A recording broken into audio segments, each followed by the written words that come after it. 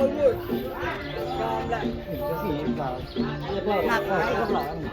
โอ้ถือตีนลูกเออนั่นยังเก็บอ่ะ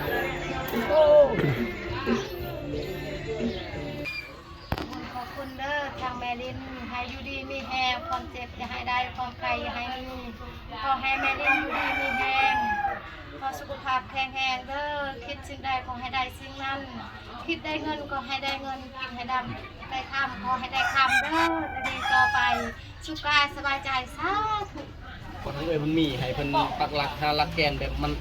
นนะคันทว่ารักไม่เป็นยันมันดอกมันยังเอาแกนมันจึงมันคงแล้วก็น้ำตะนางนี่มันเฮานิ่งเข่งมันก็จึงบ่ลมง่ายคิดว่าสิพ่ออยู่ดอกเพราะว่าก้อนึงนี่ก็มันก็หลายเม็ดอยู่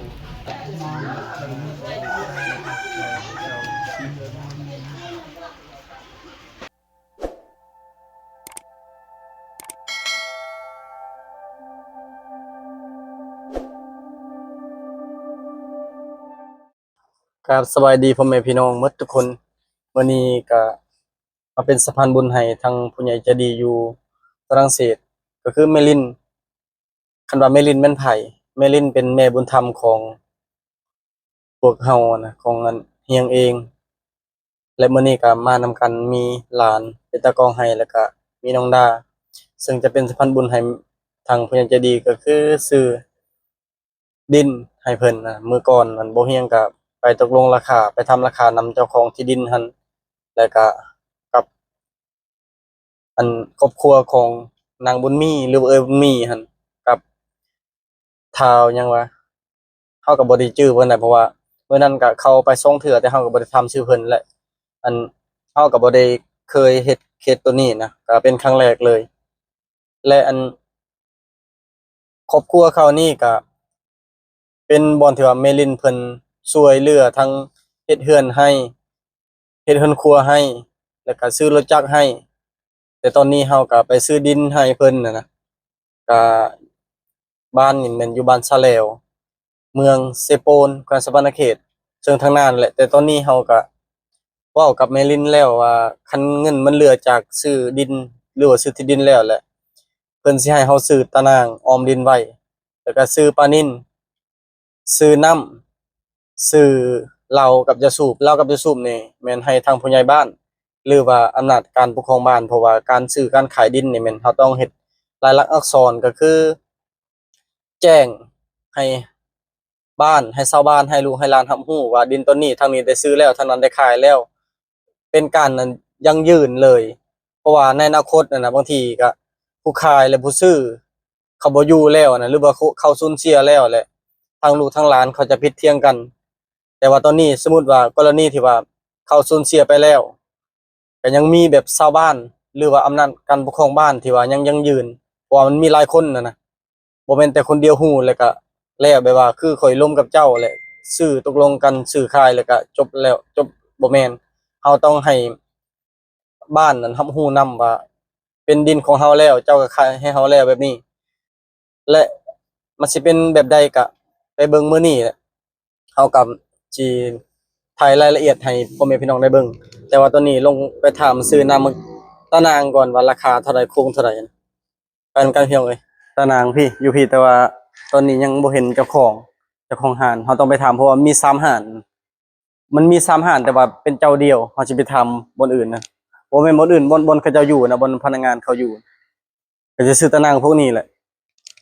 ทำตะนางก่อนพี่น้องท่านนี้มาทางนี้ไปเบิ่งว่า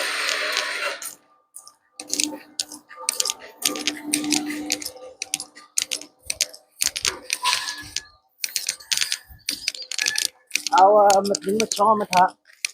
แม่นหนึงประมาณจักโลก็มีตัวน้อยตัวใหญ่บ่50โล50โลเท่าไหร่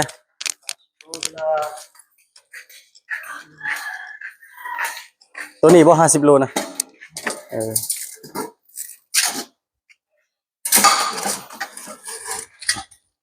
46เอาตะกอกประมาณก็เท่าไหร่ก็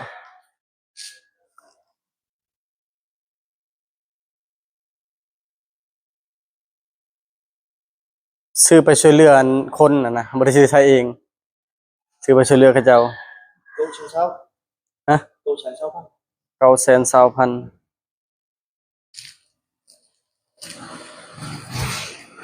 นี่เด้อ920,000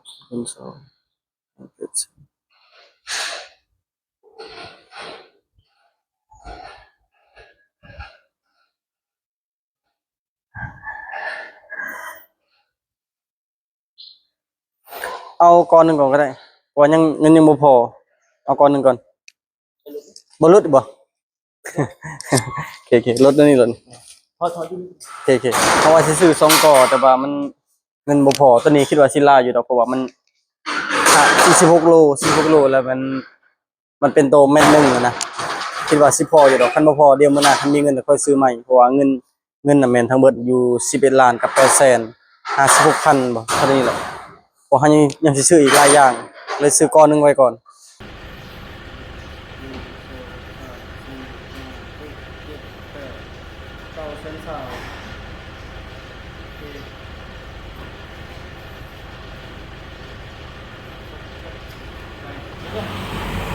ไปดูก่อน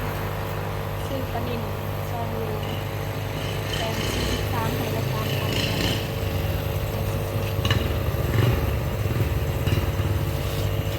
มี3โต2โล2โลหนึง65,000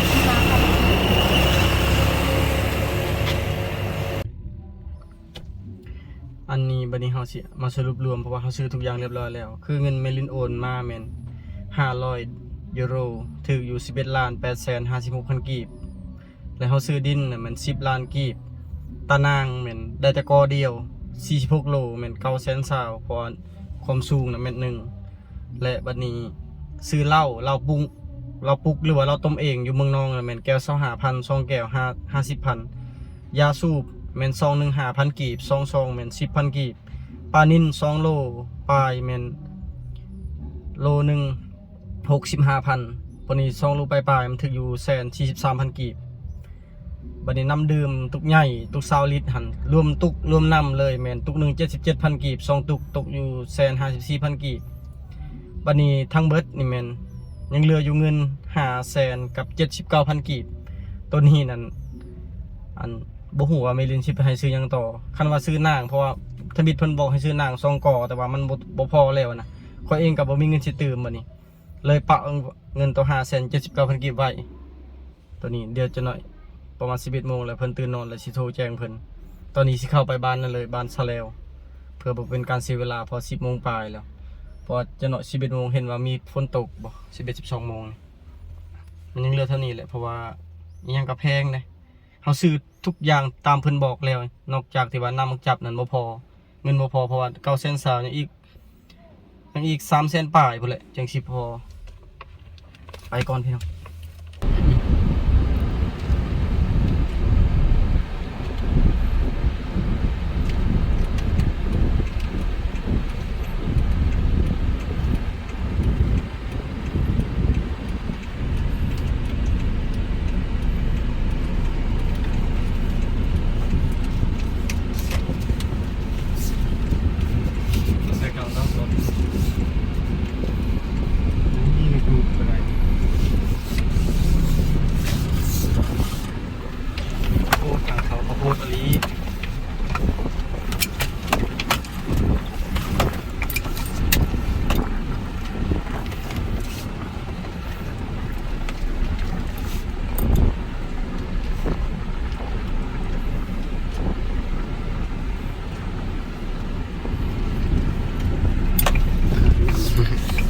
อยากไปทางเข้าไปคือที่3แล้วตอนนี้แต่ว่าบ่ค่อยถ่ายคลิปเข้ามาแต่ละเดือน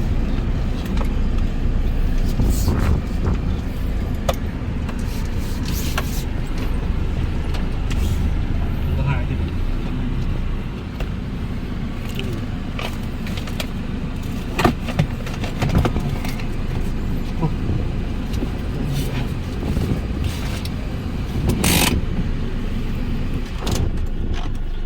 ฮู้ว่าเจ้าของอยู่หรือบ่แต่ว่าเฮาก็ประสานบอกแล้วประสานบอกล่วงหน้าไว้ก่อน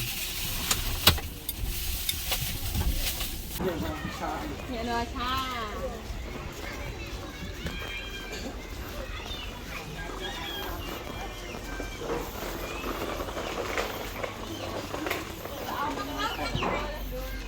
นี่แหละเขามานี่ก็มาต่อไม้เฮาก็คือมาจ่ายเงินค่าดินก็พอทั้งเมื่อเราต่อดินราคาดินไว้แล้วคือ10 ล้านรวมต้นไม้แล้วก็รวมค่าเอกสารต่างๆดินกับมีทำขอบนี่มานี่แล้วนี่ตอนนี้อนามัยแปดแล้วผู้ป่วยก็ป่วยหอมเดี๋ยวไปหาเพิ่นอยู่บ่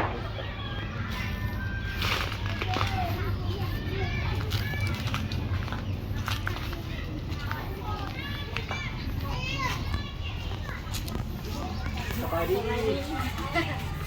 สบายดีซื้อมันมีเนาะ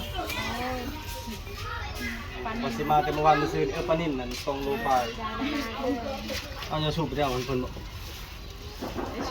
ชูในรถจะไม่ได้เอา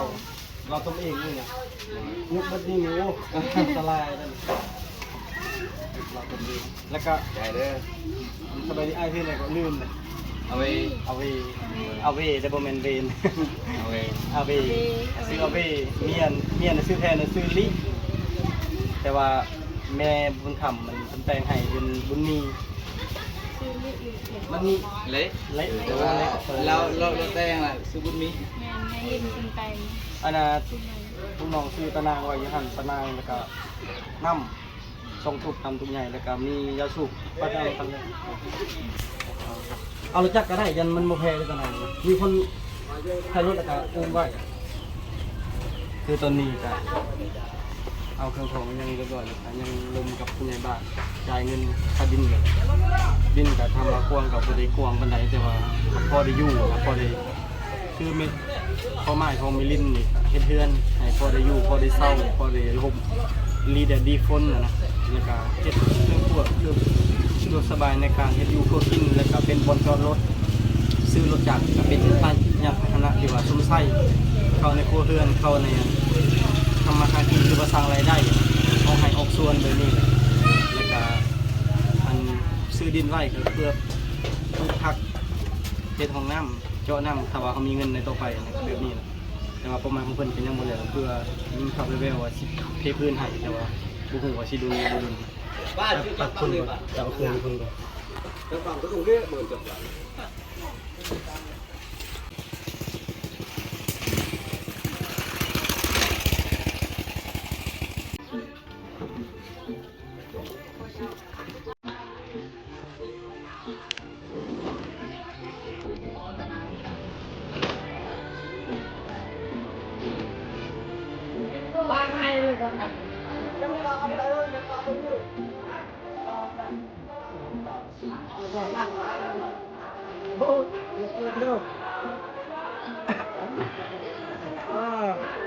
Nak yang game ah? Tak.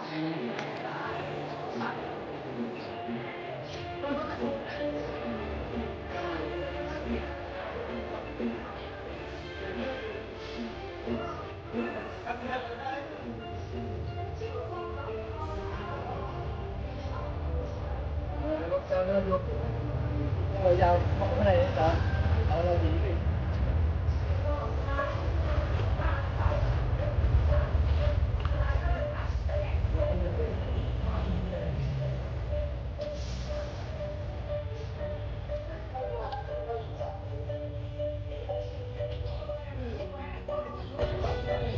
เอารถเข้าข้างเดินบ่ได้ก็เลยเพิ่นมาลักเอาเพราะว่ามันห่างกันกับบ่หลายประมาณ50 เมตรเลยนะ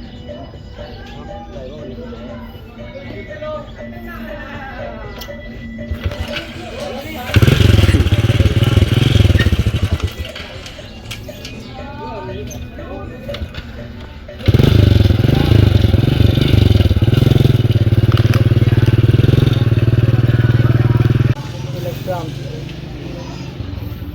ตามมึงก็พูดบ่อยเราเพราะว่าตัวนี้น่าจะประมาณ30-40 เมตรประมาณนี้แหละมีแต่อ่อนข้างๆตะกุนเราดี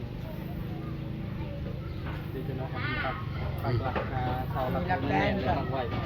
ย่างก็ดีก็เขาเอาตัวต่ำสุดตัวแม่น1อันตัวเม็ด8ทรงแม่นของที่แพงขึ้นอันนี้เดี๋ยวกันคือแบบว่ามันออมไว้เพราะดินเห่าจะให้เขาหัวเป็นดินของเขาก็ได้ว่าเฮ็ดแล้วก็ออมทุกผักทุกอย่างทุกไก่ทุกอย่างมันจะดินเขาได้ที่เขาตามแต่ว่าเขาบอกได้รับเป็นดินของเขาเป็นการเงินใจรุ่นใหญ่ให้เป็นทาเขารักไว้ที่แข่งมันเริ่มแบบเสียชีวิตเป็นไปลงเรื่องนี่แหละเรื่องให้มีพยานหลักฐานข้างในก็คือตามที่เขาว่าแล้วก็สิบอกไปเธอหนึ่งว่าคนนี้เป็นไผ่ก็คือเป็นคนที่ว่าเมลินเพิ่นเห็นในโซนยูทูบคือบิลลี่ที่ว่าเพิ่นเคยไปถ่ายเพื่อนตัวนี้ก็เป็นบิลลี่ที่ว่าเพิ่นมาเฮ็ดให้ส่วนเงินของเมลินก็บิลลี่เป็นผู้มาเฮ็ดให้ทั้งเพื่อนทั้งครอบครัวแต่ก็คือในจังหวะกับบ่ฮู้เขาไปใส่เลย นี่สีขาวนะ โอ้ยสีขาวบริเวณเข้าไปไหนกันเข้าไปไหน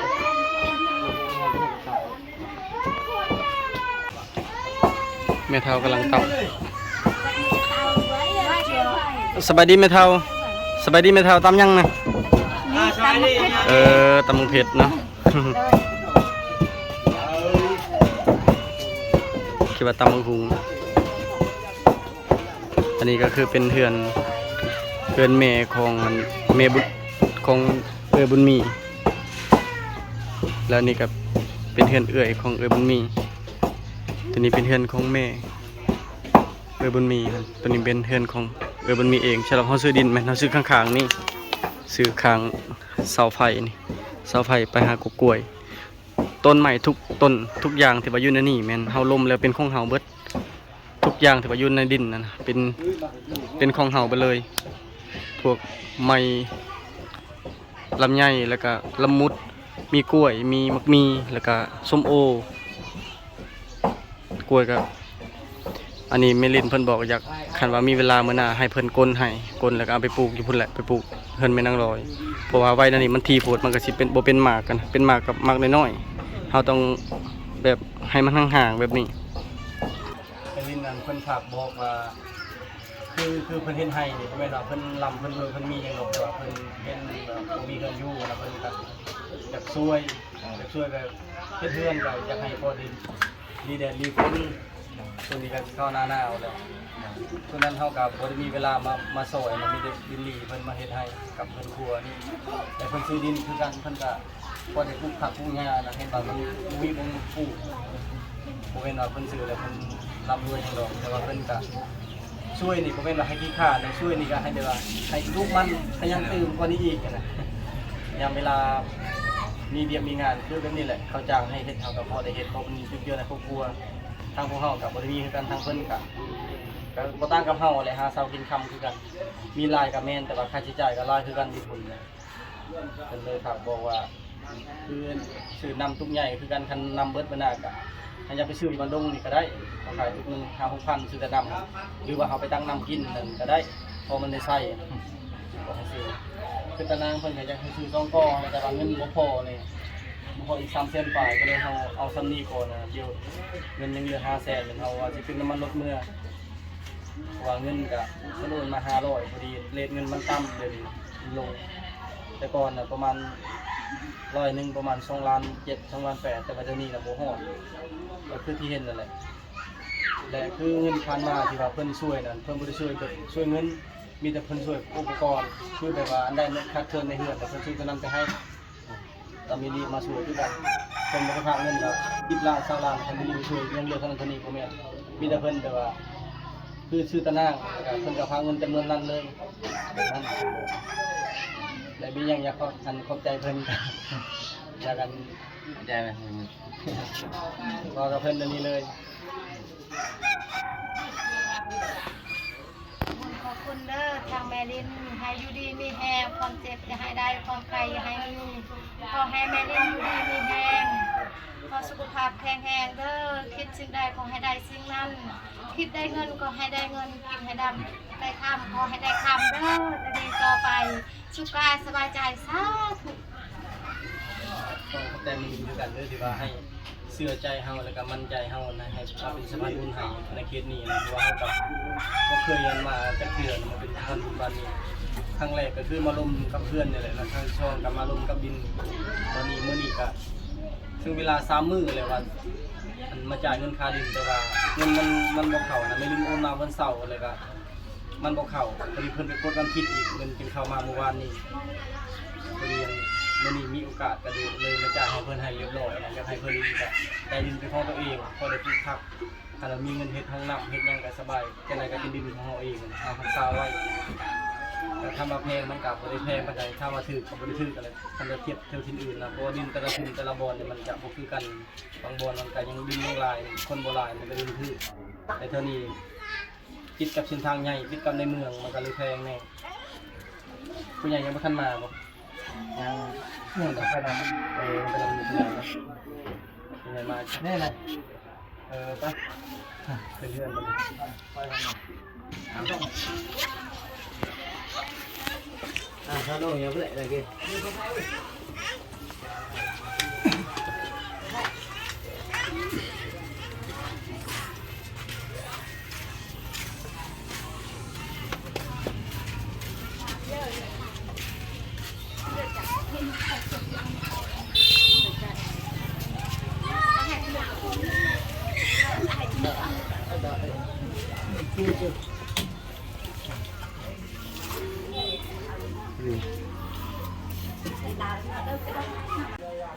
นะ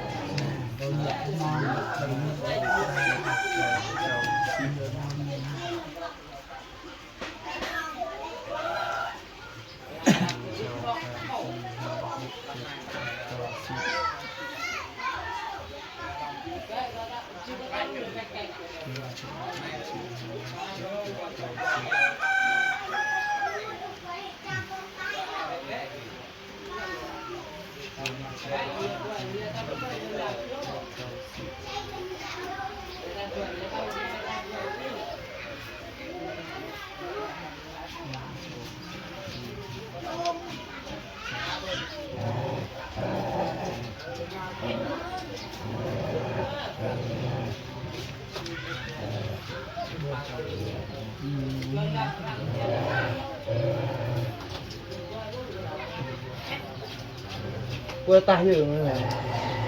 gue tahu.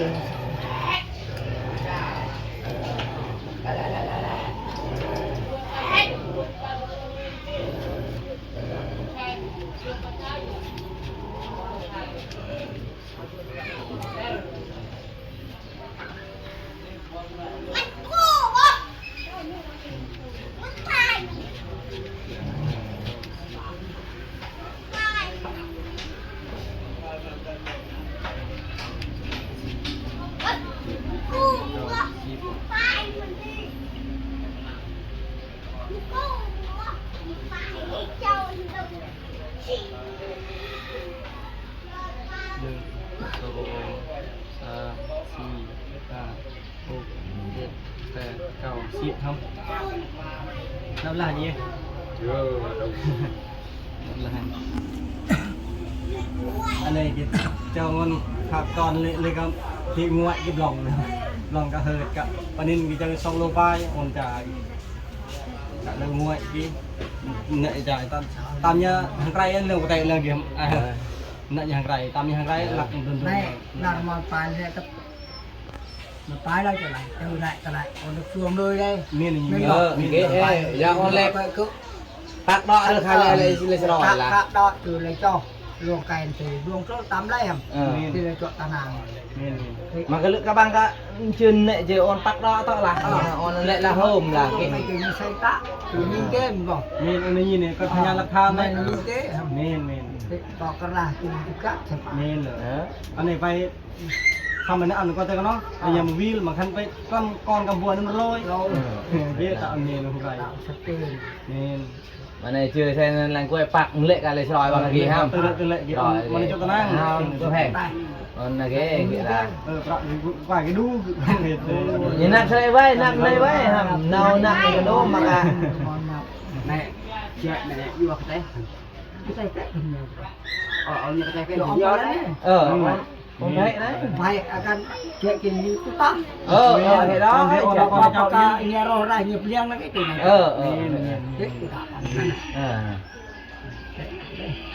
chúng ta là ta xong cái con cái con thế thế cả siêu xa nó mê cái chứ đâyวันที่lại sao thì chọn lấy cái mạnh ai khi đi chơi đâu thôi rồi vẫn thiên đường thì mà đơn đấy chưa phải hay chưa rồi lên chơi có hay cho có ta phải quên một đám cấp cái dầu chờ nhà bạc lại chơi này ตอนนี้ฝนก็สิตกและเบิ่งน้ำมืดครึ้มมาลีแม่นบ่เฮงว่าอีหลีว่า11 โมงจนฝนตกพอเห็นข่าวว่า11 โมงฝนตกฝนก็สิตกอีหลีได้ ตอนนี้เฮาจ่ายเงินให้ทางผู้ใหญ่บ้านอันเป็นผู้ยังยืนหรือว่ายืนยันแล้วก็ทั้งฝ่ายพี่น้องเขาก็มารับรู้นํมีแต่ปักหลักปักหยังก็ถือว่าสำเร็จสิ้นเฮาก็ซื้อปลาซื้อเหล้าซื้อยาสูบให้ทางผู้ใหญ่บ้านนั่นแหละ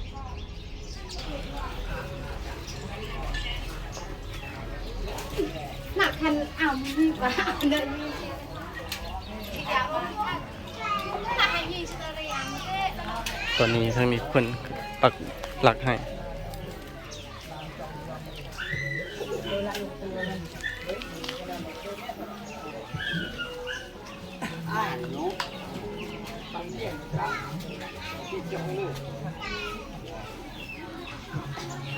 อันนี้คือผัวเมีย2 คนแม่นเจ้าของดิน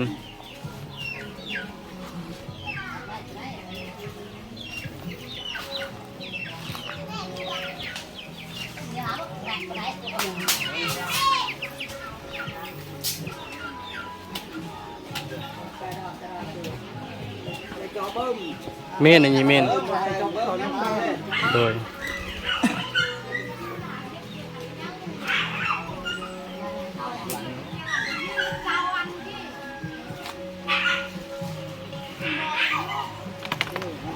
เจอเมนโดย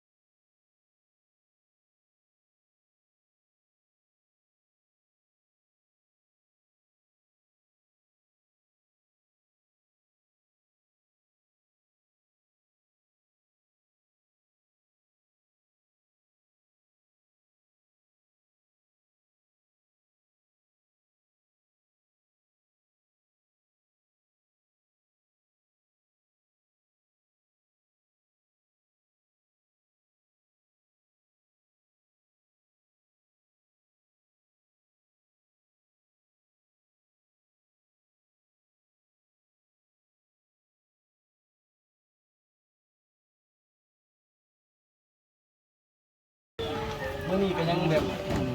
คันบ่ตกนี่ก็จักสิว่าจังได๋หรือจักสิเมื่อใดหรือบ่นี่ก็นั่นแหละพวกอาหารยังซื้อก็คนผู้ใหญ่เขาก็กินก็เป็นหยังว่าซื้อเป็นแบบว่าพอเดินมากินมื้อให้ผู้ใหญ่บ่เห็นเดือนละนี้ยังบ่ได้ไปเฮาใส่บ่ตะวันอะไร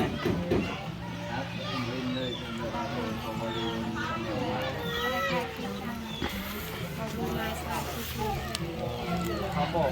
บอกไปลิ้นแล้วก็เลยแบบว่าทางเจ้าของเพื่อนน่ะเพิ่นอยากได้อันพาแอมนั่นแป้นแอมทั้งแป้นแอมแล้วก็วงกบบานประตูทันใดแล้วก็ต่อเติมสังกะสีเพราะมันฮู้ว่ามันมี4อย่างบอกเพิ่นบางทีอาจจะยังเป็นข้าวเวียกนี่ก็บ่ฮู้คือกันเพิ่นเอาไปทำเพิ่นแล้วตามที่เพิ่นให้ลงมานั้น คันว่าแนวว่าได้ก็กำลังสั่งอยู่นี่แล้วก็ให้กำลังสั่งให้เลย แม่คือเราสร้างเพิ่นก็เว้าแล้วเหมือนกันแต่ว่าคือเราสร้างว่ายังมือเกี่ยวข้าวบ่ มาเก็บเขาแต่ว่าตอนนี้เราเมื่อแล้วคันว่าเรามาที่แล้วก็เว้ากันมาอีกเพื่อก็เราเฮ็ดเลยก็ได้เราบอกตรงนั้นนี่เมื่อทำลูกทำเมียแบบว่าให้เขาจ้างหมดเลยนะทางคน โอ้ไว้อยู่ดอกคันจางเนาะ เกี่ยวเขาไว้ จางเกี่ยวข้าวไว้ ปรึกษาอยู่เพื่อนก่อน เพราะกาปลูกมันแล้วกันปลูก2มื้อใครจะว่าปลูกฝนตกจะมันก็บ่ตายปลูกช่วงแดดมันก็ตายเท่านี้ก็ปลูกมันเหมือนกัน แต่มีเอฟซีแบบว่าคนคอมเมนต์คนว่าปลูกมันมีซองแล้วดูบ่ยำ แม่ แล้วมี ถ้าจะไทยปลูกต้องดูปลายฝนต้นหนาวแล้วก็ยังเริ่มเข้าสู่ฤดูฝนแล้ว บ้านเรากันยังมีกับปลูกตัวยังมีคนปลูกได้ปลูกติดแล้วก็งามเลยแดดก็บ่เป็นหยัง ในบ้านนี่ก็พักแล้วก็ไปตัดหญ้าที่เจตัดบ้านนี่ ดีแล้ว ไปจ้างกันเลยโดนเขาดีมาเล่นไม่เล่นเอาให้ตัดหญ้าบ้านนี่ก็ยกไปก็เลย ขึ้นไปเล่นนะเพิ่นแบบเพิ่นช่วยคนที่ว่าดุมันขยันแต่ว่าผมอยู่ผมกินเรื่องนี้นะเพิ่นบ่ส่งเสริมแบบว่าคนขี้ข้านช่วยเลยเขาต้องรู้จักคุณค่าของเงินรู้จักเรียนรู้จักงานเรื่องนี้ โอ้ยบริเอามาจักมือนั่นโอ้ยไปถามตลอดว่าจักไทยว่านี่มันทางสดีได้รีว่าโอ้ยจักมองได้โอ้บ่ม่วนดี ได้ เดี๋ยวได้จักนี่อยู่ภาคส่วนนี่เวลาเขาจะหางานนี่จะไป รู้จักมันกันไปเนาะไปขึ้นแล้วก็เทียบกับเขาตัดมือ ตอนมือเขาเอาแล้วเดี๋ยวนี้ตอนนี้เขาเอา รู้จักแล้วเขาจ้างจ้างเรียก เรียนมันคือชวนกล้วยเขาให้ทางนะครับเขาไปทาง ประมาณมื้อนึงเท่าไหร่ ฉันจักเองนะ จักเอง 300,000 น้ำมันนี่มันเฮาเองบ่มีเรียน นอนเบี้ย โอ้ครับพอเฮ็ดอยู่ กินย่างกับยืนน้ำมัน โอ้ดีอยู่พอได้มีเนาะพอได้มีเรียนท่านว่าจักเบียดเดี๋ยวมันลดลงอีกแล้วค่ะ รถอันนี้ก็เอามือเอาไปว่าเอาผ่าสร้างมันเบาเล็ดอยู่นี่ดีมันเอา บ่ไหวเนาะ ไป สิเวลา แต่ มัน มันผ่าจักนั่นก็อยู่ได้เอาไปใส่ทางมาดิเราจักเขาเป็นจักเจ้าโอ้มันก็มั่วเลยมันมาเมื่อจะพูดโอ้ว่าเลยเมียว่าเส้นโน่เขาดีไปซื้อให้จักเห็นจักแล้วอยู่ในรถเราแล้วว่าเราไม่เราหยอกกันซื้อ จักน้องได้ แล้วยันคอยตื้นนะทั้งนั้นเลยยันปะบนเฮ็ดงานเพื่อนของเขา เนี่ยก็ดีคือกันเราจันเราเจ้าดีใจโพดแล้วกันลืมเวียกแล้วเนาะ ลืมเวียกเลยนั่น แม่น โอ้ยช่องเทื่อสร้างเทื่อเลยเมืองเขาเทื่อเลยใช่ว่าอะไรว่านี่มาไปพุ่งไปกลับไปมาแต่นี่เขาพุ่ง จักไม่ได้ถึกเลยไม่ได้แล้วเขาต้องเขาจะรักษาคือน้ำมันเครื่องนี่แหละเขาใช้งานเขาคิดว่านั่นนะเขาเรียนเขาเบิ่งมันแห้งยังไงเราว่ามันสูงมันเทมันกันทำเรื่องเงินเลยใช่แล้วต้องเขาจะรักษาดีเลยดีว่ามีเดี๋ยวจะดีคนซื้อให้ราคากันลักล้านเลยคือเขาซื้อตอนนั้นฮอนด้ากันเขาได้2.5 ล้าน อันนี้ก็ฮอนด้ากันเหรอช่องล้านปะช่องล้านหา เพราะเราได้ยินเขาคนตัวนี้เคยได้จักมาจักตัวนี้คันเทศแป้งไม่ได้เลย โอ้ เขาได้แลกจากเลยพอแปลงมันยากแต่เรื่องน้ำมันนี่ประหยัด โอ้ ประหยัดอันนี้ไปลองมึงอันนี้ก็ประหยัดเลยคือกลมเรา เอาเท่านี้ก็เข้ากลับก่อนได้บัดนี้แล้วเรื่องเขาเรื่องนั้นก็ขอบใจเพื่อนบัดนี้กลับบ้านกลับซองเพราะยาฝนตก ต้องเลยเนาะ แม่นมาแต่ว่าแต่เช้าอันนั้นเลยก็พากันมาเลยเอากลับก่อนบัดนี้ เดิน ละลายเลยแล้วคุณยายจะดูนั่นเด้อ ว่าที่ตรงนี้เขาปักหลักเรียบร้อยแล้วมีแต่เพิ่นคือหาหลักแก่นที่เขาจะมาใช้ตอนหน้านี่ตอนนี้เขาปักเป็นหลักไม้เพราะว่าให้เป็นผู้นำมาว่า ดินที่เพิ่นขายเนี่ยอยู่ในคนนั้นคนนี้แล้วก็คนใหม่เป็นของนางบุญมีเรียบร้อยแล้ว ก็ตาไว้เป็นทุน เฮ็ดงานเฮาก็มีบ่หลายมีแต่เท่านี้แหละที่ว่าเฮามามื้อนี้แต่คนอื่นก็ต้องขอบใจแม่ลินเด้อที่ว่าเป็นเมตตาสงสารครอบครัวนี้เฮ็ดเรือนให้เป็นครัวให้ซื้อรถให้แล้วก็มื้อนี้ก็ซื้อดินให้แล้วก็อันนี้อันของแถมเล็กๆน้อยๆที่ว่าจากแม่ลินที่ว่าแม่ลินเพิ่นซื้อมาให้ก็ต้องขอบใจแม่ลินเด้อที่ว่าให้ลูกเป็น บ้าน สะพาน ด้วย บุญ ตัวละตัว ให้ ละ มีของให้แม่ลินและก็ครอบครัวที่มีแต่สุขภาพแข็งแรงอย่าเจ็บอย่าไข้ปราศจากโรคภัยไข้เจ็บอายุมันคนยืนเด้อในการเด็กๆที่ทำงานก็ขอให้ราบรื่นแล้วก็ทุกอย่างขอให้ดีขึ้น